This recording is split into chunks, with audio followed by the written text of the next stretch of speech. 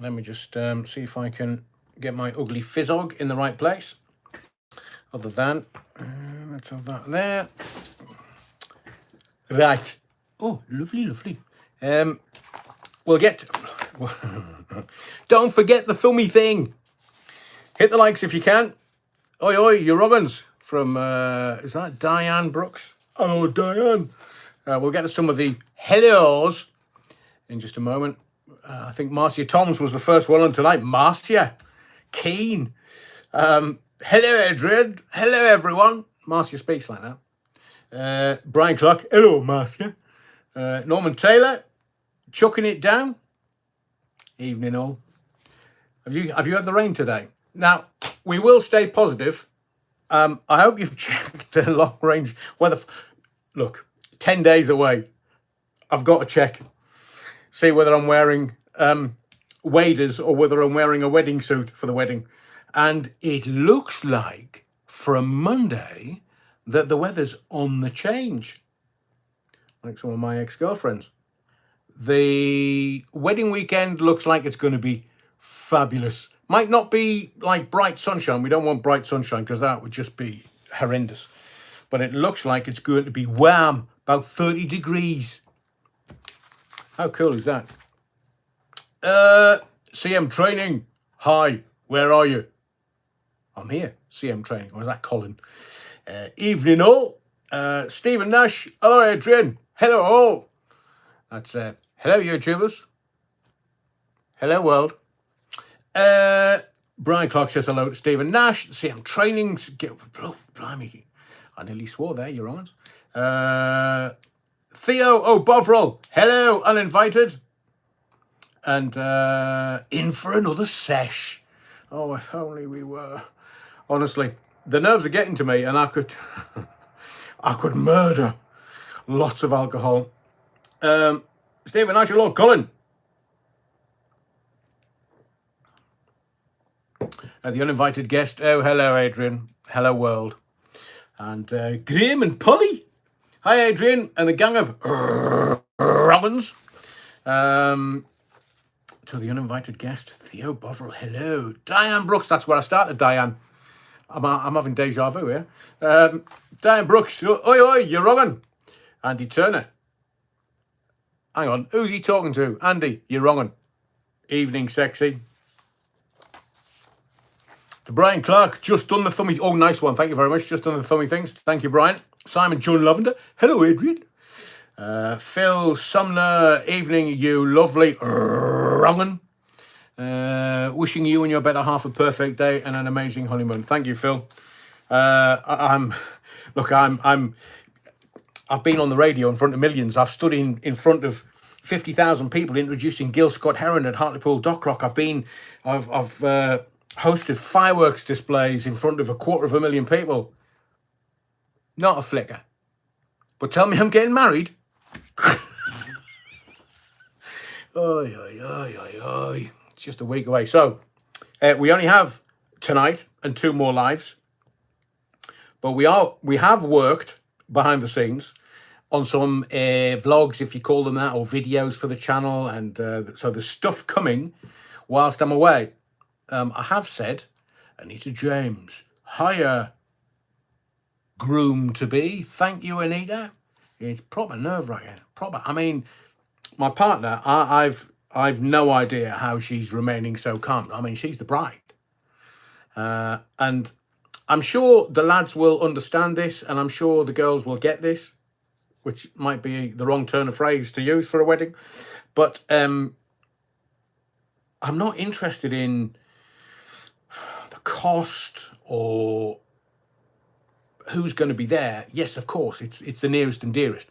But for kids that are getting married nowadays, I mean, we're just slightly older, but anybody getting married in their 20s and 30s, just the pressure and the cost for people.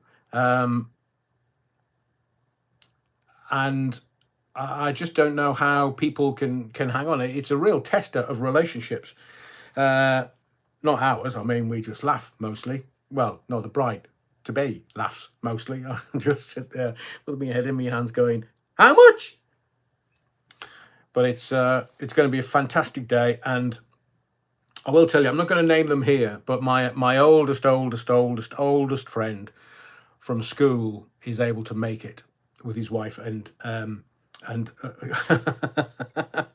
I have very obvious reasons why I'm not going to name them. Honestly, it just would get me into so much trouble. But I met up with them over the weekend, and it was such a life-affirming soul. Theo Bovril, what happened there? Hang on.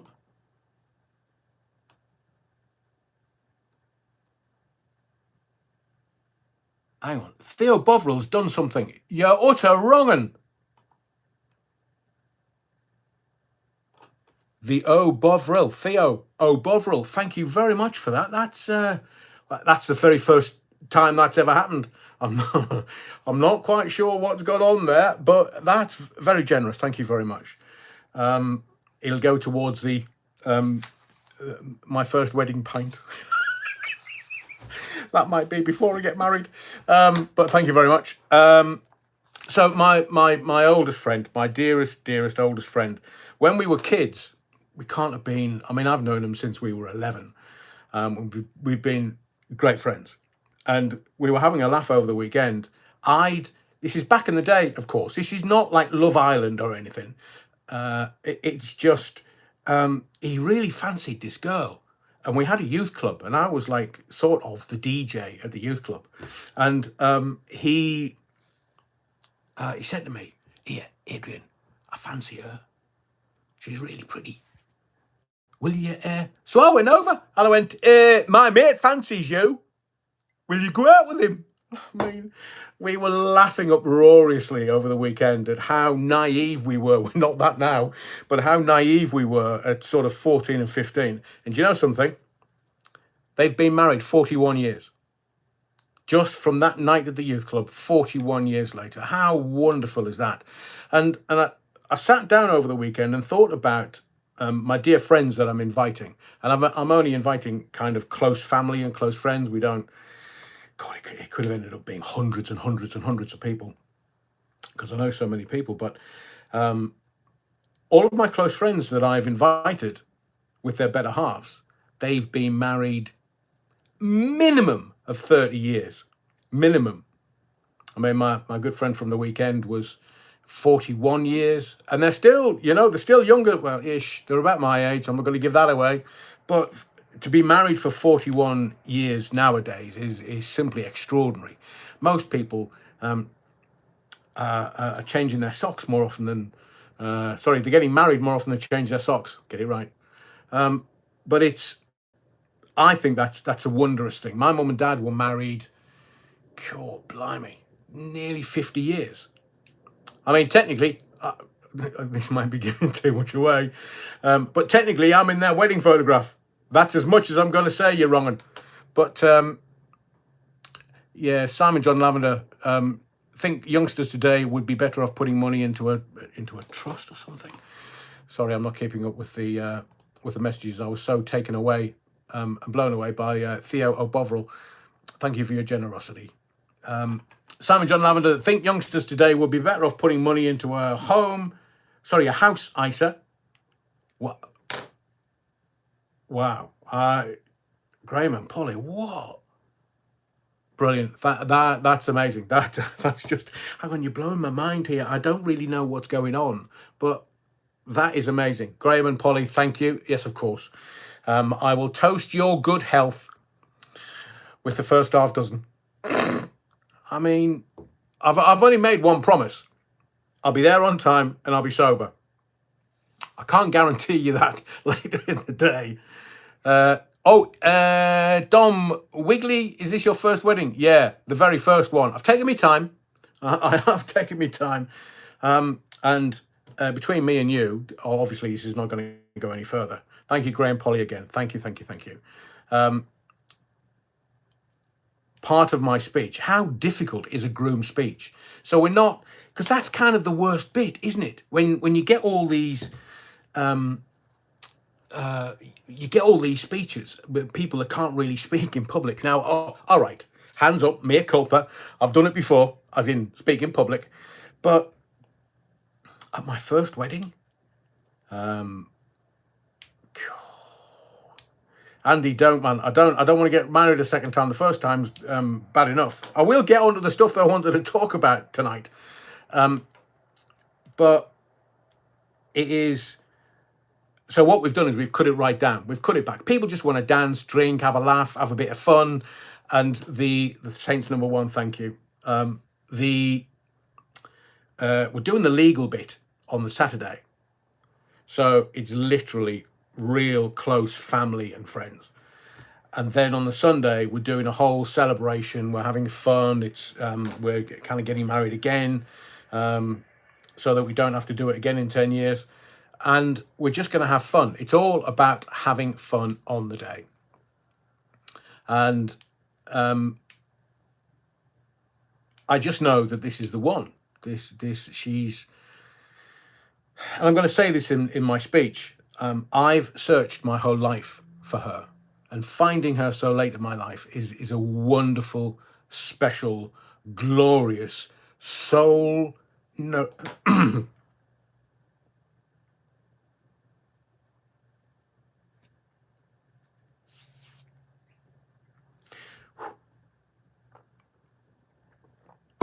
it's wonderful. It's special, and it's.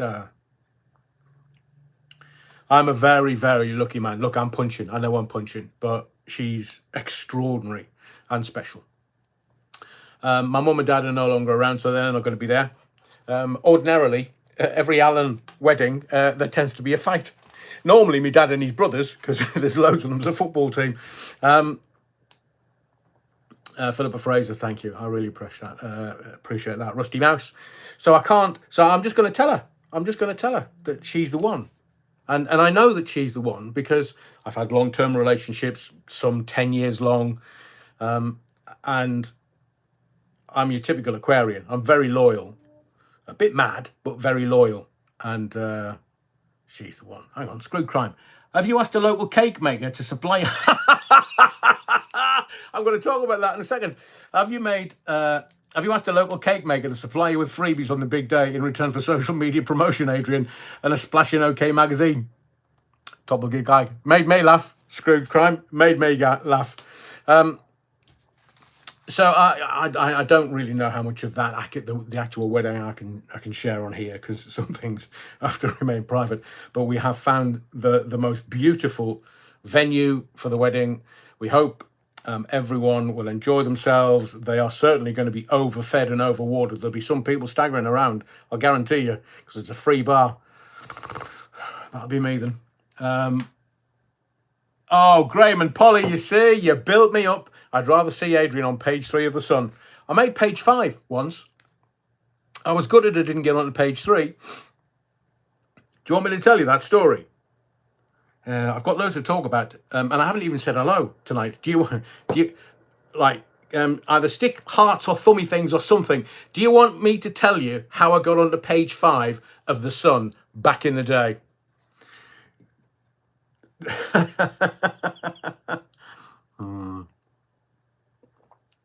Hang on, I better move this. Right, it's all coming through. My best friend got emotional, like you. It's defo true love. Best of luck, Adrian. Wish you all the best. Stuart, I really appreciate it. She's not here, thankfully, so I can, I can be authentic, as they say in modern parlance. Right, we'll get... Brilliant, Keith. Your speech will go so well, even the cake will be in tears. I'm using that. Do you know... Nowadays, wedding cakes, not that this live is going to be all about the wedding, but wedding cakes are, horrendously expensive. I just thought we can go to M&S and just pick up some marzipan cake, fruit cake. And I was told, no, you're wrong, you can't. But it's going to be, anyway, right, I'll tell you this. I'll say hello in my usual manner. Don't forget to hit the thummy thing. Screwed crime, thank you. Wishing you and the lucky lady all the best for the big day, and beyond, Adrian, you wrong. CM Training, thank you for all the hearts. So I will tell you that this is live 23. The next live is this coming Sunday. The live 24 on, hang on, it'll be August 6th, is it Sunday? 8 p.m. as always. And I will tell you that there are only 2 more lives after tonight, this coming Sunday and then next Wednesday. And then there might be a live in between the wedding and the honeymoon, because we come back for a couple of days.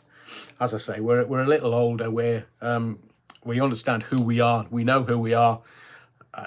It's going to be fabulous. But I might just do a live on the Wednesday night before we fly in that big bird to Peru. Well, I think it's Barcelona first, and then like 24 hours on some plane going to Iquitos in Peru. Paulie Galtieri, coffee and walnut cake. Oh yes, yeah, Paulie. There's. I think we've got 4 different cakes, and I put my foot down.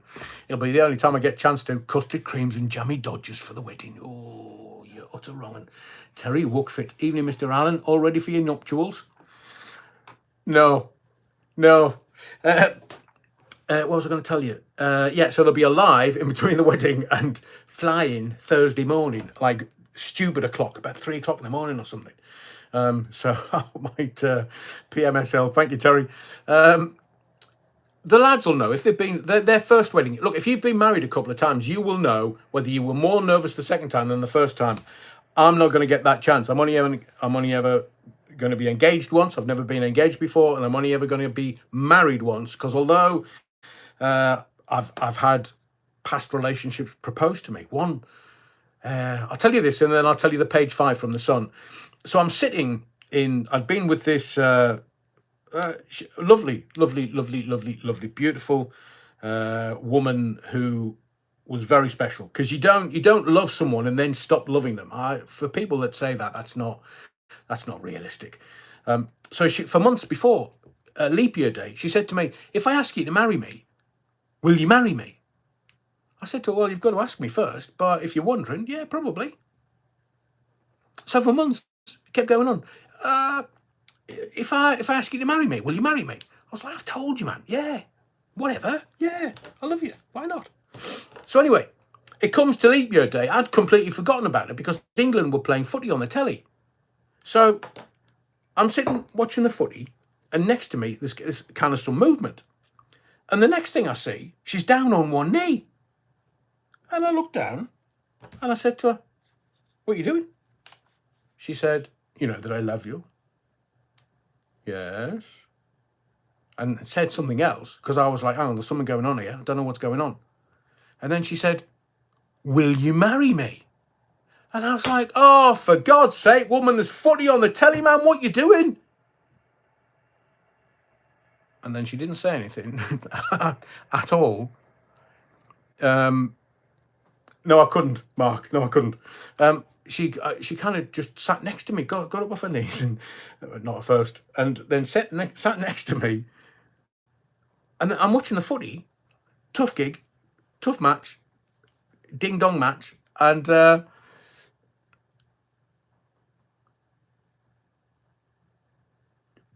I'll do that in a second, D. John. And I heard this sniffling next to me, and I said, "What's wrong with you?" She said, "I've just asked you to marry me and you said no." I thought you were joking. "No, it's leap year day." "Why didn't you tell me?" "Oh, you've said no now." I was in the doghouse for weeks. Where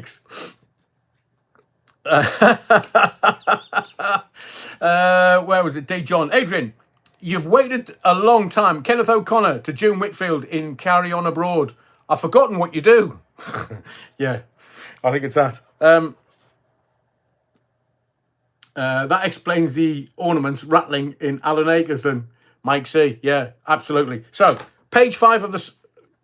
What's that? Honestly,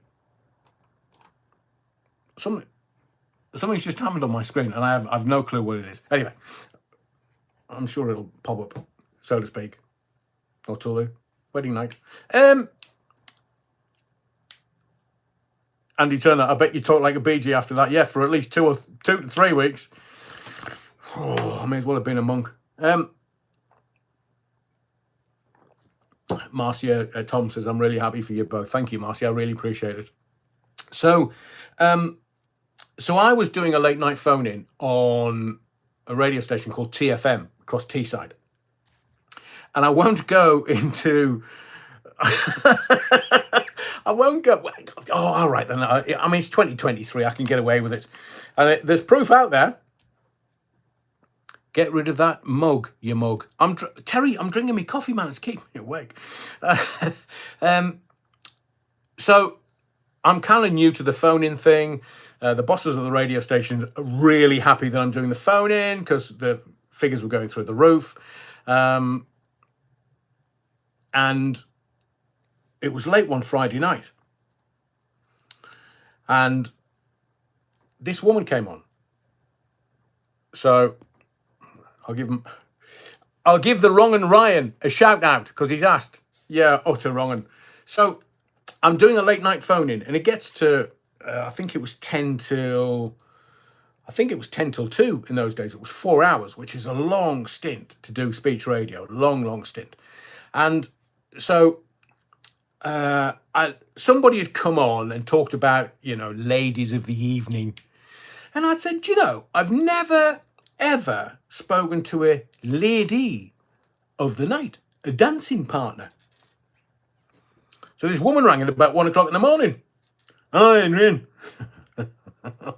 So she was on the radio for half an hour-ish, give or take. And British Telecom called the radio station to find out what was going on because their exchange was melting. There were so many people trying to ring the radio station because they couldn't believe what they were hearing. This is 1989. It was right out there. Nobody got anywhere near it. And what the station said to me that they couldn't defend, and this is why I ended up on page 5 of The Sun. I think it was possibly page 3 of The Mirror, but The Mirror didn't really have any, things on page 3. And the station said, Adrian, because they pulled me in for a meeting. Adrian, did you say this? I was like, yeah. Yeah. So she came onto the phone in and said, oh, yes, I used to have Sierra Echo X-ray for money. So I was like, right, okay, I'll ask you the usual journalistic questions because nobody had ever asked, because I presume we were all a bit tightly wound in the 80s, but it was 1989. I thought we were progressive. So I said to her, how much did you charge? And she said, oh, it was £50 for full Sierra Echo X-ray and £25 for... And I was like, no way, 25 quid for... You've got to be joking, that's a rip-off. She laughed, and then we moved on. And then we talked about, what she did and how she did it and why she did it. And she was doing it for to look after her kids, bizarrely. And she had a bit of a D-Delta recreational past. So she'd had a tough life and she was doing that. Yeah, exactly, Graham. And Polly, stop it, man, you're making me laugh. I know, 25 quid. What's that, David Brandon? 25 quid, it's a rip-off, I'm dying. Oh yeah, DC, Velcro's a rip-off. So that wasn't it, but so they kind of, I got away with that-ish, but the language that I used, what's this? Head. So that was the language that I used, and they just, no, I can't defend that, Adrian, can't defend it. And then the other one was, I asked her what, she did and stuff, and she kind of told me, and I said, oh, is that it? She was like, yeah. I said, oh, it's dead boring, get off. But literally, the phone lines were melting. The phone ops through the glass next door couldn't handle the amount of calls. So that was the Friday night. And I got a phone call on the Saturday. Adrian, what you done? What you done? I said, what do you mean, what have I done? What you done? British Telecom have been on to us. They've got problems with their exchange. We've almost melted their exchange. I'm like, oh, behave. It wasn't anything like that. They're just making it up, man. They just couldn't handle the volume of calls. And the boss said, no, you need to come into my office Monday. I need to see you. 80 Blackmore. 80, can you remember it? It was, I mean, it was proper out there for its time. Your mum turned the radio off. God knows what she'd make of today in 2023.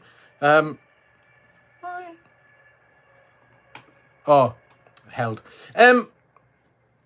So the boss calls me in, and and what happened was there was another phone-in presenter that wanted my show. I was doing Monday to Thursday, I think, and a soul and dance show on a weekend, but they wanted the Monday to Thursday phone-in.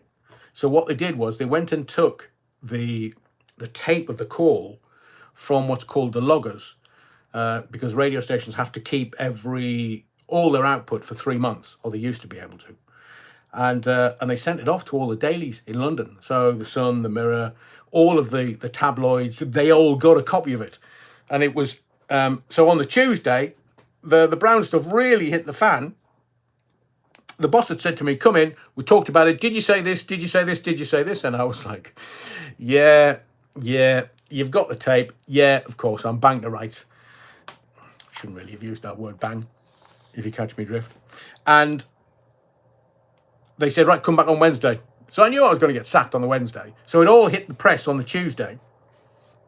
Even the local media were like, whoa, what you been doing, Adrian? Oh, just talked to a dancing girlie on air. It's never normally done, but, you know, I thought this was 1989. And sure enough, you bet your sweet Bippy, I walk in. Sit down, Adrian. Right. We've had a review and you're sacked. I was like, what do you mean? Yeah, I definitely got a good ribbon. Because the lads were like, oh, Adrian, what you done? What you done? Phil Sumner, Adrian, would love to hear some clips of you on the radio if you have any. There's a playlist on here, and we're putting more up. We are putting more up because it's safe to do so.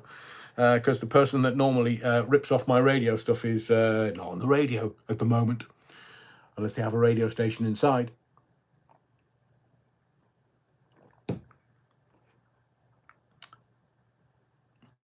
Tower Block Tracy, your publicity photos at TFM, you and your cherub face, bless. Yeah, I know. Who would have thought it? So anyway, half of the people that were listening thought it was just the best phone-in they'd ever heard in their lives. They'd never heard anything like it. And the other half were, I'm writing to my MP. I mean, it was proper, uptightedness. Back in 1989, I'm going to write to my MP. I'm going to get you the sack. Too late, mate. Too late. They did it on Wednesday. Yeah, maybe, Colin. So I ended up on page 5 of the Sun. Oh, I was gutted I didn't get page 3. I mean, not even just a column inch. You can make your own gags up if you want. A little column inch on page 3. Oh, I could have lived off that until I died. But no. Me and Sam Fox, ne'er the twain shall meet. And I don't know what you're saying tonight, but there's loads of messages being held for review. You're utter wrong-uns. So, welcome. Hello, yeah, wrong-un. Just a little story from my past. More radio stuff coming. Some people do ranting on YouTube. Amateurs. I promise you, there's a piece of audio coming that will proper show you how to do a rant. I mean, it's on the radio. It's not YouTube. I'm not, I haven't got me fizzog in screen, but it's. I will show you how to do a proper rant. River Queen, I'm delighted for you and your future, Mrs. Allen. Hope you have the most wonderful wedding day and all your days. That's very kind, River Queen. Thank you very much for that. Appreciate it. And to everyone that's kind of wished us well, I will show the prospective Mrs. Allen. God, it sounds really weird saying that. I mean, there hasn't been, well, apart from me mum, there hasn't been a Mrs. Allen. Well, apart from me dad's sisters, all right, and me gran. But Mrs. Allen, what can I say? So, next live, this coming Sunday, 8 o'clock as always, and then there'll be another live the following Wednesday, then I get married. So it's 10 days or so. I want to say thank you to Philip Dehany for joining me on Sunday's live. I enjoyed the rigour of doing an interview. It's been a long time since I've done any interviewing, certainly kind of in the media. And Philip was a delight. It was a delight. So thank you, Philip, if you're watching. I really appreciate it. And we are going to stay in touch. And I just wanted to say publicly thank you to Philip for everything. And I'll put if you can support Philip in his endeavours to get the convicted stalker,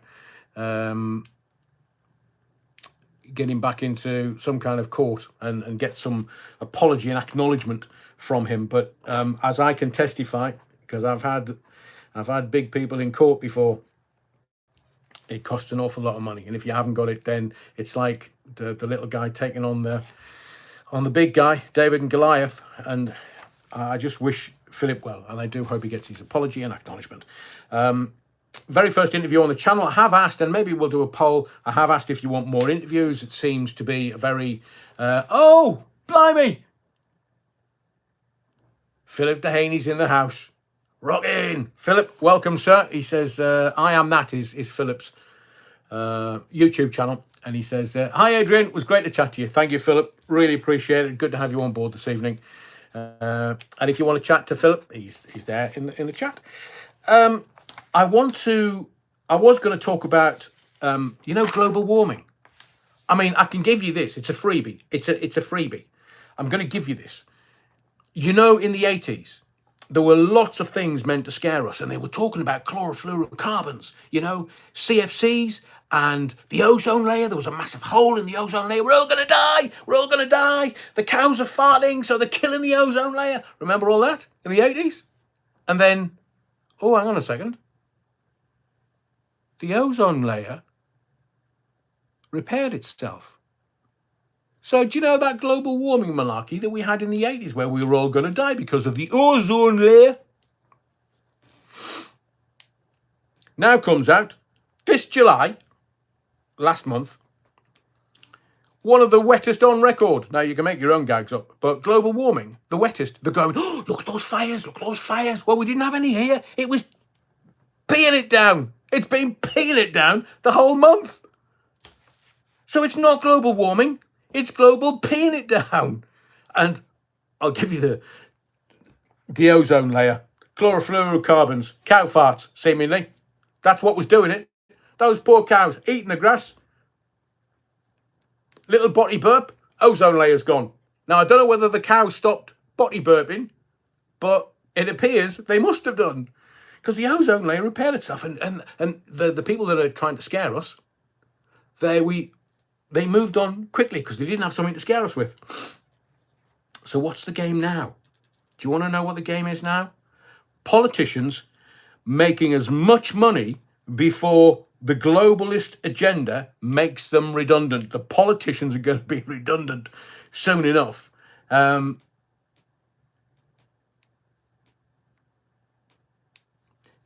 Theo O'Bovril says, they told us during the 1990s that we would have continental summers. Looks like they can keep their miserable summers. I mean, we're Brits. You know why the Scots have ginger hair, don't you? It's not ginger hair. They're just going rusty from all the rain. So, July, it's one of the wettest on record. Global warming, my hairy backside. We will get to Three Little Birds versus Catherine Tyldesley. Now, I had to research her because I don't know who she is. Honestly, I've not watched Corrie for 40 years because, look, if you want to watch Corrie or any of the soaps or Eastie Benders or whatever you want, bloody hell, well, nah. I've lost a whole load of viewers there. Blimey, did you not like that?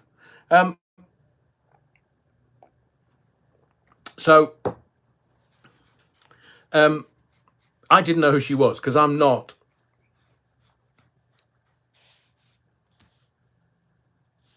Terry Wookford, isn't it funny that the warmest few years have resulted in Antarctica having the largest and deepest ice sheet it has had in the last 10 years? I know. Kathleen says, I'm Scottish and I've got ginger hair. Did they leave you out in the rain when you were a kid, Kathleen?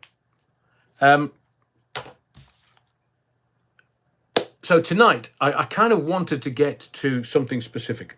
I'll finish off these Three Little Birds. So do you know the story? Screwed Crime earlier, got it. Catherine Tyldesley she's either still a Corrie actress or not a Corrie actress, or she's been on Corrie. Anyway, I don't know who she is.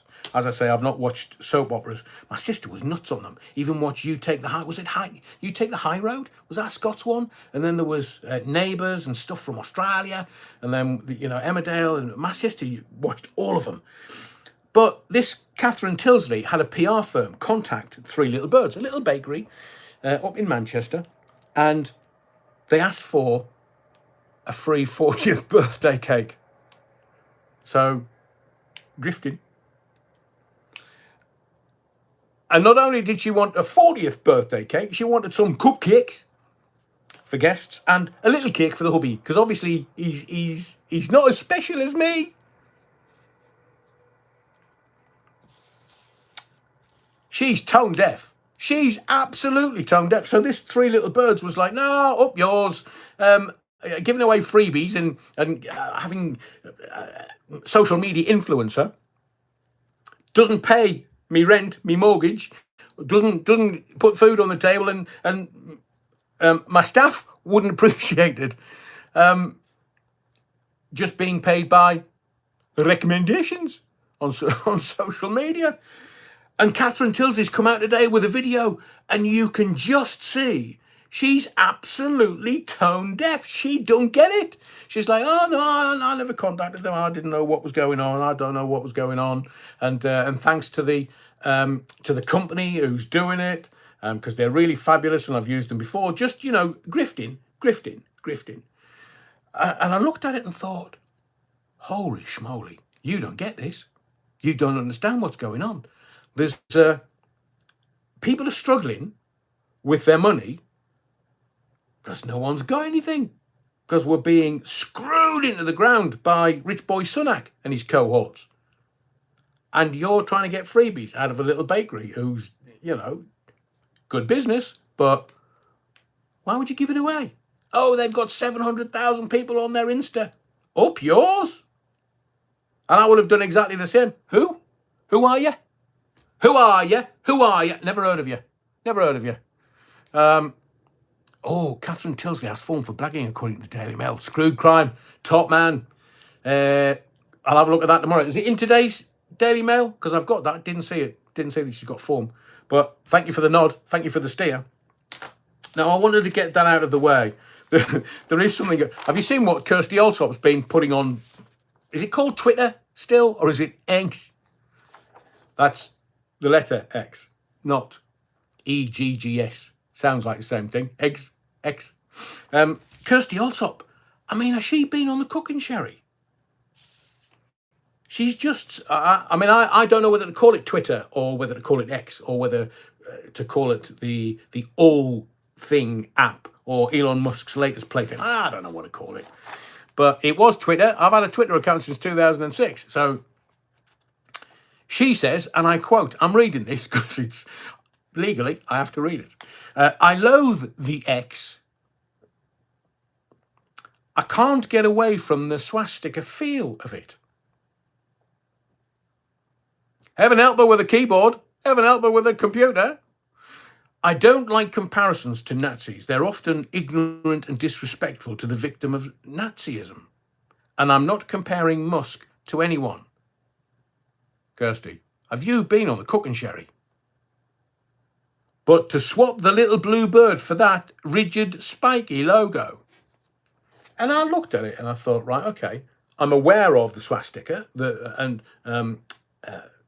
how they appropriated it in the 30s and 40s, because I was going to do a fuller video about it, because a lot of people just get to Germany and fascism and go, swastika. Actually, it's been around for at least 15,500 years. So there is a great heritage to it, and it's revered by communities and faith-built communities for thousands of years. But all of a sudden, Kirsty Allsop goes, oh, that X, it looks like a swastika. So I did a proper, let's have a look at this. Now, I haven't got the greatest peepers in the world, but I did have a look and I thought, that doesn't look anything like it. Now, if you want to talk about a cross, Jesus wasn't on one, he wasn't done on one of them, he was done on an X.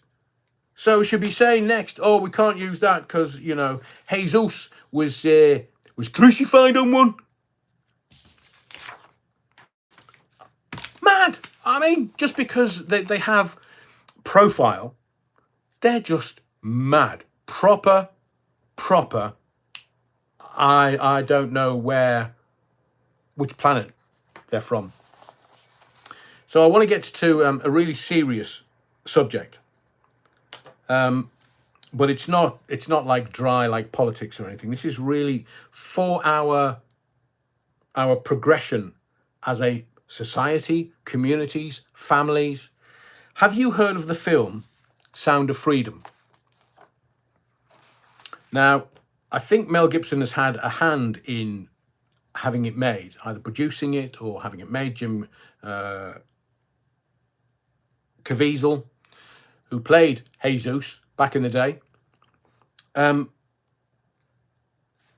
It is an extraordinary movie. This is a life-changing, life-affirming movie. Now, I'm not going to go into too much detail here, but obviously there was elements of this film that I will back up people that have said they've had to walk out of this movie. I completely understand why. But if you just stay with it, as much as you are triggered, stay with it to see the whole story. And I'm getting the feeling that the whole of Hollywood is trying to cancel it. They're trying to get rid of it. They don't want it around.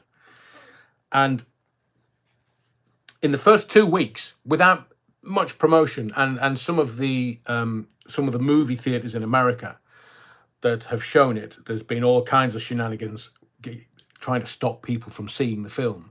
Whether it be, oh, the toilets are not working, no electricity, no running water, can't come and, no, don't come and see that. No, I mean, they were walking around and spraying some stuff. I've actually seen the video. People spraying stuff, so it smelled so bad that people wouldn't stay in the auditorium.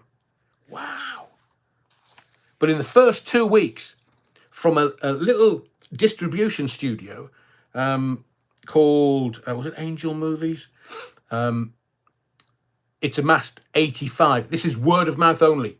Word of mouth. $85 million in its first 2 weeks. And it opens in the UK on the 1st of September. I've put a request in for an interview, whether it's Jim Caviezel or whether it's the producers or whether it's execs from Angel Studios. It is, I believe, one of the most important videos this year, if not in the last 100 years since the beginning of the talkies. And at the beginning of the film, I implore you to go watch it. They have actual footage of child abductions. Now, the film was made 5 years ago, but they've struggled to get the film out. They've struggled to get someone to distribute the film and get it into theaters. They had to launch it kind of small in America, and then it built. People were demanding that they wanted to see the movie, and it's being released elsewhere around the world. We are September the 1st. I don't know where they're going to show it. Screwed Crime, yeah, the swastika was based on a religious symbol, of course.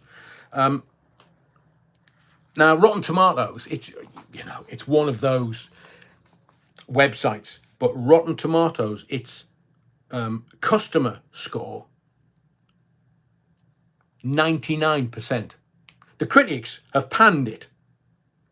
They've likened it to some QAnon conspiracy theory, but the public who've seen it are spreading it by word of mouth. So we're completely bypassing MSN, mainstream media, completely bypassing that, and people are passing on their own take of this movie, and the press have no bearing whatsoever. None, because people are not. So the reviewers, those really prissy reviewers who go, oh, well, it's like this and it's like that, and I don't think it's... well, the critic consensus is Sound of Freedom is an effective and suspenseful call to action against human trafficking. Yet, not free of issues in its depiction of the sensitive subject matter. You'd be like, mate, take the cucumber out of your backside, man.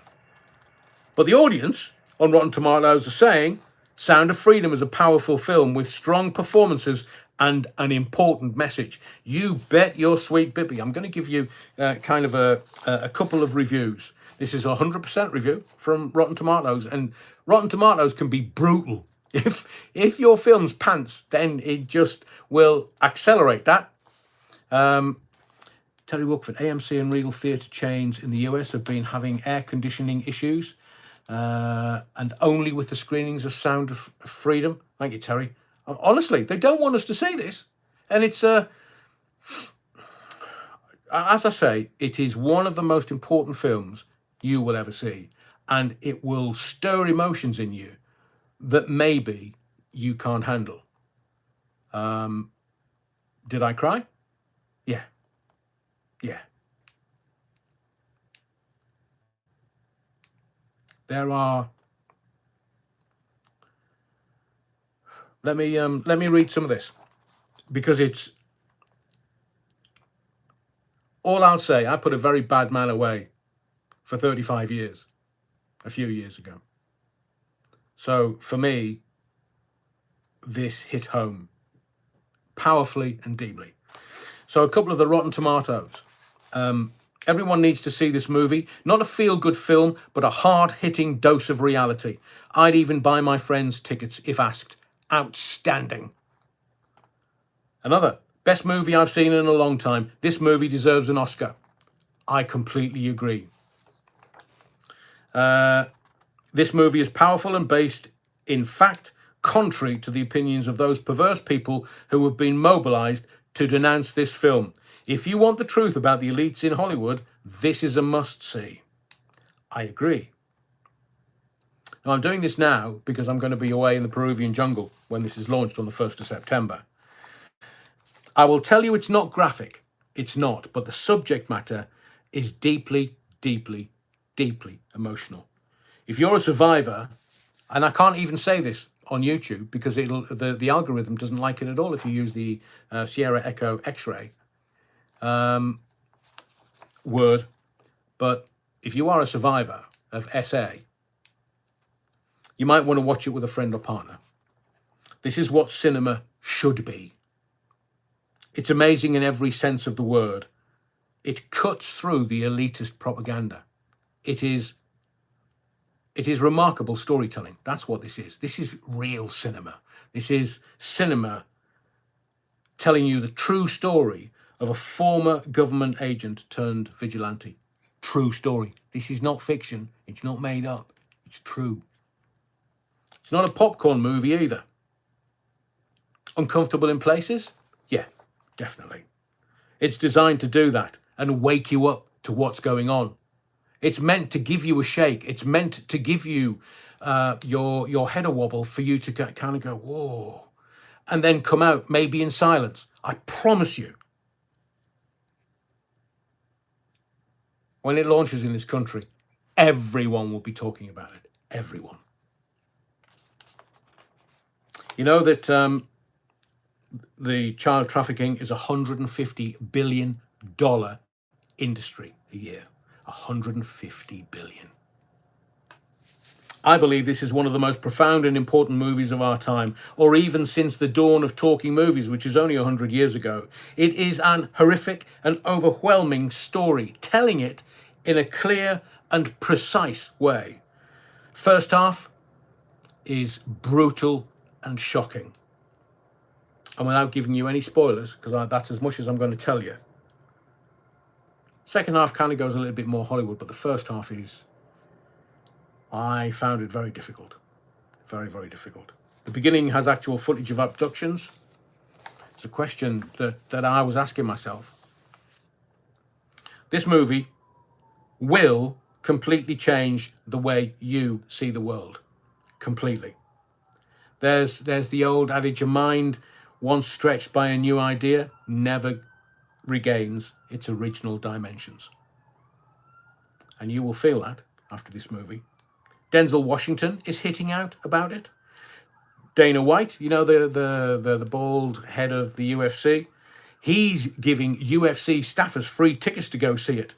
And he said, and I quote, "I've seen the video, you must see this film."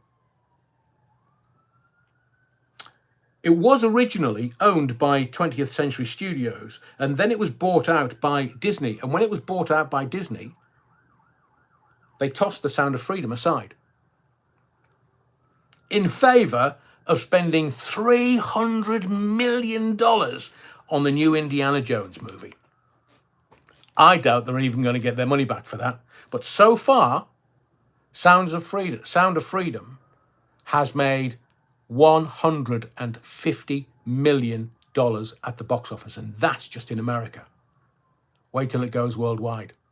There are new international countries coming on board all of the time. Hollywood trying to cancel the movie? I wonder why. Oh, I wonder why. Too close to the truth? But I'm not, this is my take on it. It's a preview copy that I watched. And because slowly but surely, it's not going to be the mainstream media. It's not going to be your dailies, your newspapers. It's not going to be on mainstream radio. This is a tough, tough subject that is a reality in our society. And this extraordinary film, I don't know whether it's got a PG-13, so I'm not sure whether you can take kids to see it. It actually might frighten them. But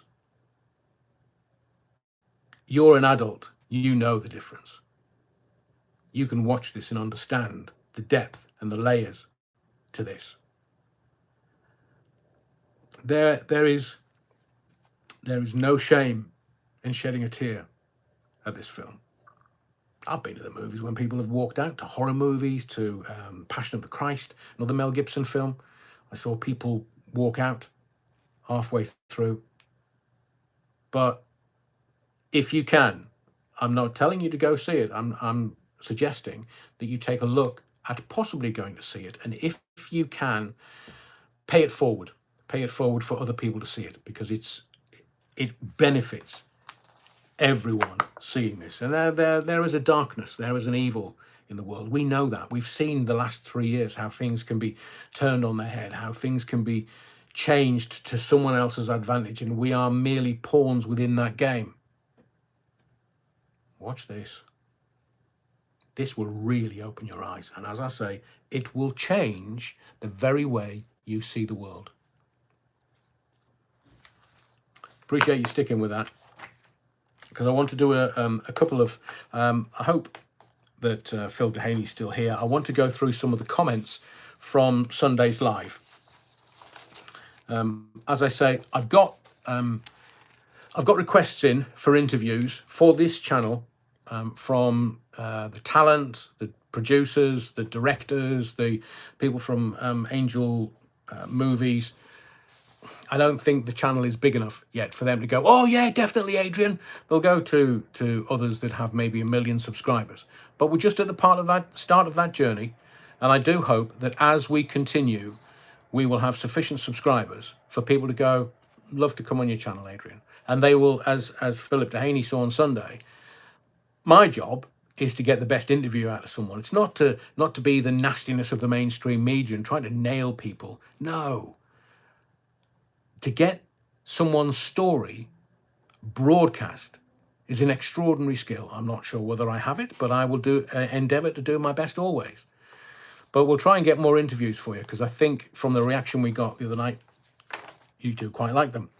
From Mark in the Shed, "Adrian, first time comment, love the channel. Keep up the good work. Me and a sand dancer, now living in Fife." Oh, sorry, me, a sand dancer, now living in Fife. Sand dancers, they come from South Shields. Good luck with the wedding. Thank you, Mark in the Shed. And I hope you and your future wife have an amazing time in Peru. Cheers, you wrong'un. Thank you, Mark.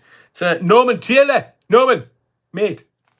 And to our ladies, a footy fantastic performance, 6-1 against the Chinese. China. And every goal was a corker. Brilliant, Norman. They really know how to play. Watching that yesterday, I didn't have a chance to see that, but fabulous. So what is that? Are they in the quarterfinal or semi-final now, Norman? Seaside 2001. Excellent video, Adrian, and thank you to Philip for taking part. It is appreciated. That's from Seaside 2001, not me.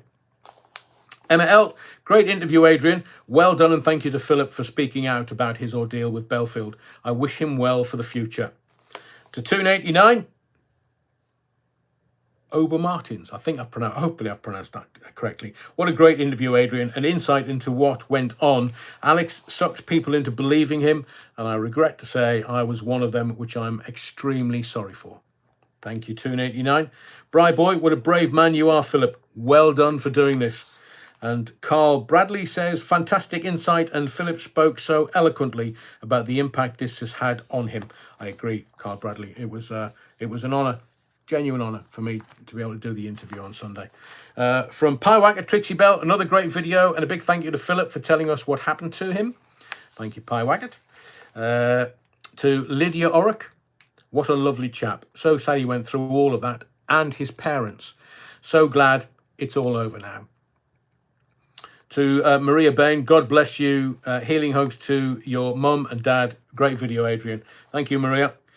Toxicology.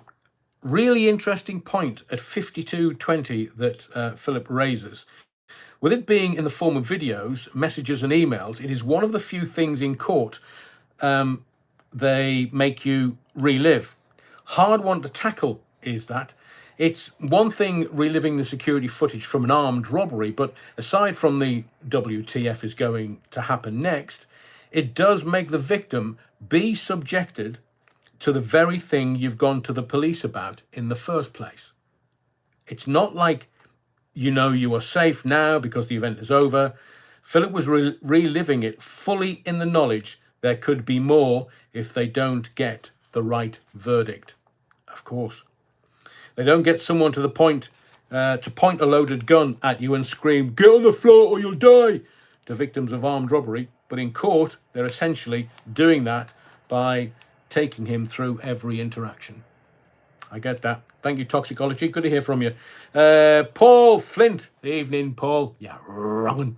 Really appreciate Philip speaking out. Enjoyed the live. Thank you, Paul. To an anonymous, Cornish Chippy was right, like me. The reason I think Pegasus, as in Pegasus UK is Tarquin, is because I used to watch Belfield's videos. On one occasion, Tarquin was mucking about behind the camera. Belfield kept goading him, saying, "You want to be a horse? You want to be a horse?" On and on he went. And then he said, "If you could be a horse, Tarquin, who would you be?" He said something that Belfield, we couldn't hear at all, but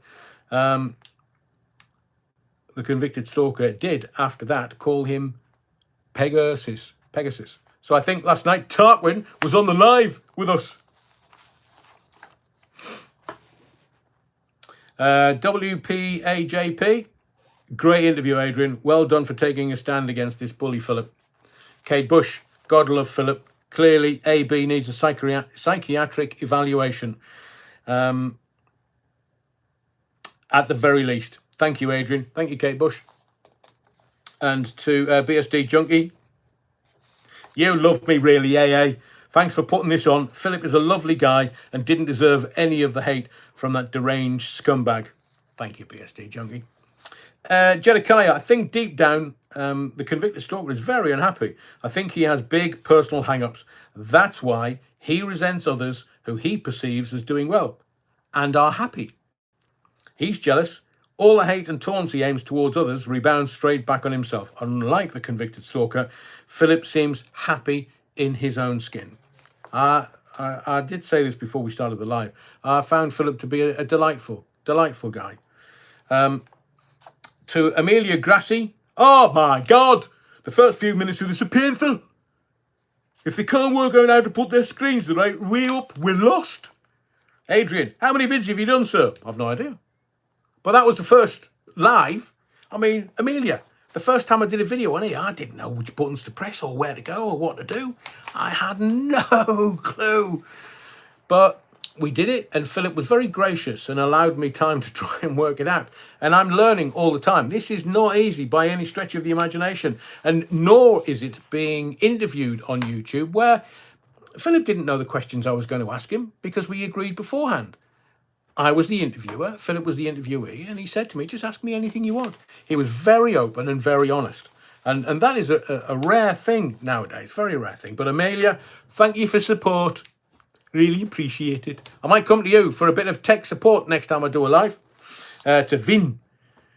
Oh, sorry, Amelia. I was going to say. So the first 6 minutes, all that going on, it's been edited off. But I think I've edited all the all the chats off there because I would have used them tonight. So I tell you, I'm back in the day. In my 20s and 30s and 40s, I was fine. You know, I've been on the internet since the early 90s, since 1992. I've had an Apple Mac computer from the very get-go. From the early days, I was proper proficient. Now, the kids, man, the kids know it all. I haven't got any to go, here, how do you do this? Show me how to do that. So thank you, Amelia, to Vin. It does look very bad, especially for someone who's worked in the media for so long. I'm a gob on a stick, man, Vin. And yes, I've been an editor of magazines. I've written my own newspaper columns and articles, and yeah, I've done all that. But this is 2023. This is YouTube, man. It just takes a couple of goes to be able to work everything out, and hopefully we'll get there. I mean, when we come back, when we come back, I've got to keep using the royal we now, honestly. I can't go me, sound like a opera singer warming up, but we, in 10 days. When we come back from honeymoon, I am looking at doing phone-ins, which is a whole completely different level. I mean, I'm absolutely positive until we get it going, and we've done it a few times. There's bound to be technical issues, bound to be. But I'll just take them in good grace. I'm a ginger man. I lose my temper like that. So what? Adrian has enough issues getting his own mug the right way up. Oh, you've got that one, Vin. Going split screen was just asking for trouble. LOL. You got that. To Mike Lane. This is very interesting. Thank you, Mike. And I'm still going to go for another 5-10 minutes or so. Philip comes over as a nice chap, and I can appreciate the anguish that he has endured. The court and its jury did not find against Belfield versus Philip. I think Emma L's going to have something to say about that. Therefore, Philip is barking up the wrong tree, asking for money to get Belfield to apologise to him. Are you sure you didn't have a snifter of the old falling down juice before you started writing this, Mike?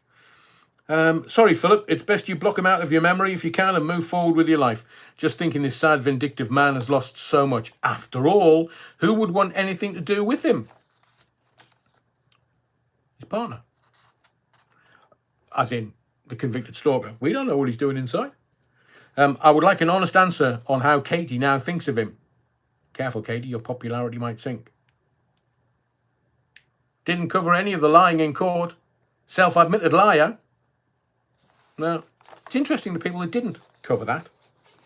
And Emma L says, too, this is to Mike Lane, you do realise that Belfield was found guilty of stalking Philip and he got 13 weeks in prison for it. Correct, Emma, thank you. As the convicted stalker was found guilty in a criminal court by jury and then sentenced by judge. Philip will have a good case to sue him for harassment in the civil court. You are absolutely bob on, Emma. To Kennypedia, can't you edit out the setup or post the actual start time of the chat? Ken, you'll be pleased to hear it's been edited off. So we took the first 6 minutes and 29 seconds off. To Julie Radford, early on, all those making videos and making money out of the convicted stalker, only Adrian would have the decency to ask the victims if they were okay. And I did. And I spoke to other victims, some of my personal friends, and I have been in touch with quite a few of them. But sometimes it's not for bringing them to here, but part of the reason why I continue to do the videos is because some people actually get their wires crossed, and we can't allow for that. because there will be an attempt in 2 years, because he hasn't done a year yet. You see, I mean, look, mathematics is not my strength either, but I know that he was given 2 years, 9 months to serve inside, and he was sentenced last September, and it's August. That's only 11 months. That's not even a year. And some people have said, oh, he's been inside for a year. He hasn't got long to go. He's got 2 years, 1 month. That's long enough. The convicted, for Emma L again, the convicted stalker's case wasn't just about sending messages, though, was it? He tried to destroy people's lives, businesses, livelihoods, and threatened that they would lose their homes. He also harassed the families of his victims when he couldn't get to them. He threatened and harassed a pregnant woman by sending her a baby scan picture. He told lies about his victims. He's admitted in open court. His brief said to the court, falsehoods. Admitted it. Self-admitted. He told lies about his victims, defamed them, and almost drove a man to suicide after years of harassment. Much more than just sending messages. And to the great unwashed, thank you for the final message. Those idiots who say, oh, it was just hurty words, don't have a clue what constant attacks over years on social media must be like. Great point, great unwashed, very well made. So that's it for this evening. Thank you for all your generosity of spirit this evening. Andy Turner, Adrian, would you do an interview with the convicted stalker? Why? Why? Why would I want to put myself in a dangerous place? Because you know what's coming. But I'll make a prediction. I don't think he'll be out in 2025. Just saying. What do I know? Oh, nothing, Your Honour. Nothing. But I'm telling you, I don't think he'll be out in 2025. Keep watching. Paul Flint, retro on his bikes. Yes, the baby photo was a low point. I agree with you, retro. To Pink Roses, hello, Adrian. Could interview Bernie Keith. Rumour has it he's hurt his dog. I hope it's not true. Bernie loves his dog, so he'll look after it if it's got an injury. Terry Wookfit, I think he will be out in 25, but not for too long. Yeah, there's that option as well. But we shall wait and see. It's not for us to speculate at all. Mick H, it's a secret again. No, Mick, I think you'll find that there is certain legal thresholds over which I'm not going to step. I'm not that daft. I'm not the one that ended up inside. Dave Richardson, what an odd question. Of course. Pink Roses. No, I don't think he did. Stuart, can't believe I used to be one of the convicted stalker's biggest fans. I felt sick to the stomach when I read the things he did driving people to suicide. Don't think I could watch him again. Well, a bit like Hugh Edwards, Philip Schofield, Dan Wootton's getting away with it. But 3-year investigation into Martin Branning, and Dan Wootton hasn't come out and said whether he is or he isn't yet. So that's it for this evening's live. If you can, before you go, hit the thummy thing, because I'm told it benefits the channel in a massive way with the algorithm. And thank you to those very kind Theo O'Bovril and to Graham and Polly for your generosity with, I think they're super chats or super something or other, but that's very generous. And I will drink your good health with a couple of liveners before I walk down the aisle, or I stand there quivering, waiting for my my good lady to arrive beautifully. So please, if you could like the video, I would appreciate that greatly. I'll get to some of your Graham and Polly, thank you for the show. Thank you, Graham and Polly. I'll get to some of your comments on possibly Sunday if I can. I'll try and get as many videos as I can over the next few days. We have recorded some, so there will be, we don't know yet because we haven't finished, but there's either going to be a video per day while I'm away on my honeymoon, or there'll be a video every other day or so. So there will be things, new things, and there'll be insights into my radio career, and there will be there will be the Dougie, the convicted stalker. There will be more videos coming soon. Thank you for your likes. Don't forget the subscriptions and the ding the bell. Then you'll get to know when there's a new video. But most of all, certainly with these lives, thank you so much for your indulgence and your best wishes, which will be passed on to my fiance and wife-to-be in 10 days. I will pass all of those on. Thank you for your indulgences. My name's Adrian Allen, KBO, and I'll see you on the next live on Sunday.